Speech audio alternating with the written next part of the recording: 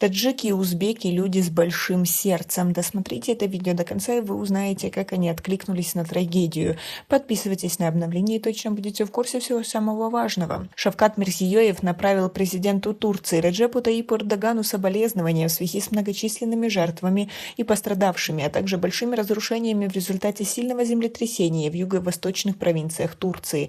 Об этом сообщил пресс-секретарь президента Шерзод Асадов. Глава государства выразил лидеру и народу братской Турции глубокие соболезнования. Шавкат Мирзиёев передал слова сочувствия и поддержки родным и близким погибших, пожелал скорейшего выздоровления пострадавшим.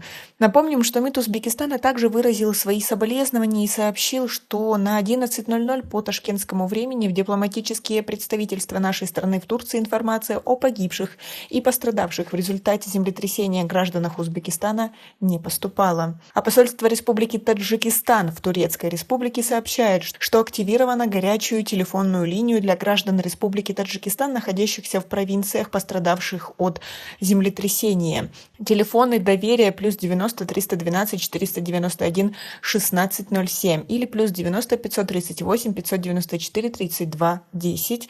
Можно обращаться через WhatsApp. В результате сокрушительного землетрясения на юге Турции, согласно последней информации, никто из граждан Таджикистана не пострадал, отметили в посольстве. Посольство Таджикистана в Турции находится на связи с соответствующими органами страны пребывания. Информация о погибших и пострадавших в результате землетрясения среди граждан Таджикистана не поступала, отметили в диппредставительстве.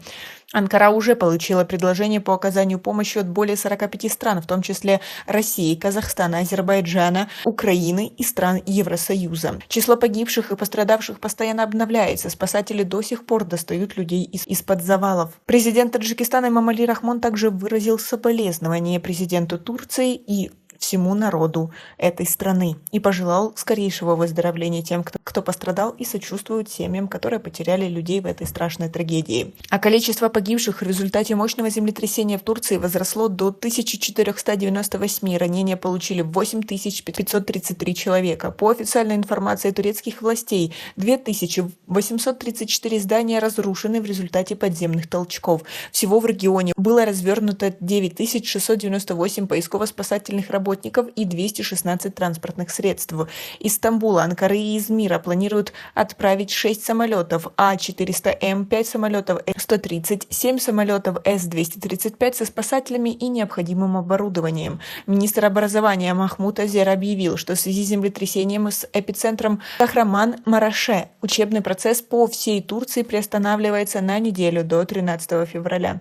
Ранее сообщалось, что новое мощное землетрясение произошло в Турции еще и в обеденное время, не только утром. Напомним, количество жертв землетрясения, эпицентр которого был в Турции и в сирийских провинциях Латакия, Алеппо, Хама и Тартус, составило 371. Таким образом, общее число жертв в Турции и Сирии уже достигло в меньшей мере почти 2000 человек.